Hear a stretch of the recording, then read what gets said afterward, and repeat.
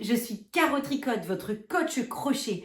Aujourd'hui, je vais vous apprendre un point qui est un point de base du crochet. Je vais vous montrer comment réaliser une maille en l'air. Ce sera indispensable de savoir maîtriser la maille en l'air si vous avez envie de vous lancer dans la réalisation du plaid et de crocheter vos carrés, puisque pour chacun des carrés, vous allez trouver ce point de base. N'ayez pas peur, c'est très facile à faire. Je vous montre tout de suite. Pour réaliser une maille en l'air, il vous faut votre coton crochet passion ainsi que votre crochet. Positionnez la pelote comme ceci et prenez le fil avec le bout du fil comme cela.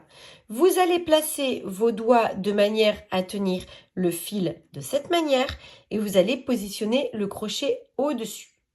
Vous allez faire un mouvement comme ça avec le crochet et ensuite vous allez prendre le fil qui mène à la pelote, le passer au-dessus du crochet et tirer.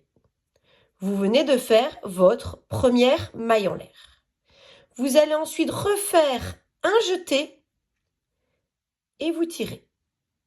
Pour passer à travers la boucle, vous venez de faire 2 mailles en l'air.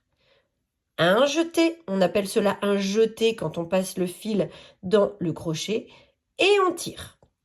Alors, si vous débutez, il se peut que vous ayez besoin de votre main pour attraper le fil. Ce n'est pas grave. Le tout, c'est de vous familiariser avec le geste. Vous tirez. Un jeté et vous passez à travers la boucle. Un jeté et vous passez à travers la boucle. La maille forme un petit V et quand on a une chaînette ainsi de maille en l'air, c'est pour cela que la maille en l'air, on l'appelle aussi une maille chaînette.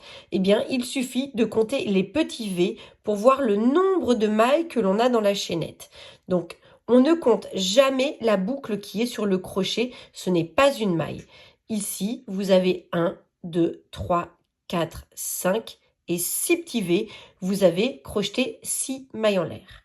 Vous avez désormais toutes les cartes en main pour réaliser facilement une maille en l'air.